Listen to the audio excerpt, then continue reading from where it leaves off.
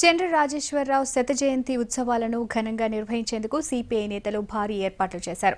మధ్యాహ్నం Nizam college grounds లో బహిరంగ సభ నిర్వహిస్తున్నారు. అంతకుముందు సుందరయ్య పార్క్ నుంచి 15,000 మంది కార్యకర్తలతో ఇందిరా పార్క్ వరకు కవాతు చేయనున్నారు.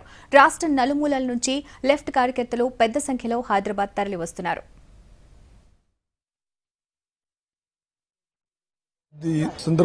ముగింపు సందర్భంగా ఈరోజు మేము చాలా వేలాది సంఖ్యలో ఈ కావత్ ప్లస్ పెద్ద ర్యాలీ పెట్టామండి. ఇక్కడ నుంచి బయలుదేరి నారాయణగూడ, హిమాయత్ నగర్ నుంచి నిజాం కాలేజ్ కన్వర్జ్ అవుతుంది. తర్వాత అక్కడ నిజాం కాలేజ్ గ్రౌండ్ లో all India leaders plus foreign delegates కూడా మాట్లాడతారు. ప్రకాష్ ఖరత్ కూడా వస్తున్నారు, సిపిఎం జనరల్ సెక్రటరీ.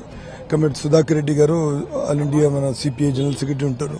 చంద్ర రాజేశ్వరరావు గారి శత జయంతి ఉత్సవాల సందర్భంగా ఈరోజు హైదరాబాద్ నగరంలో 10,000 మందితో రెడ్ షర్ట్ వాలంటీర్స్ మహిళల కవాతు నిర్వహిస్తా ఉన్నాం.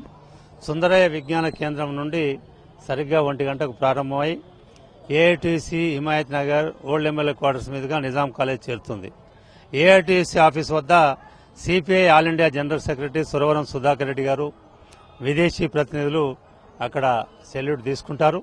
అక్కడ నుండి ఈ ఊరేగింపు బహిరంగ సభలో పాల్గొంటారు.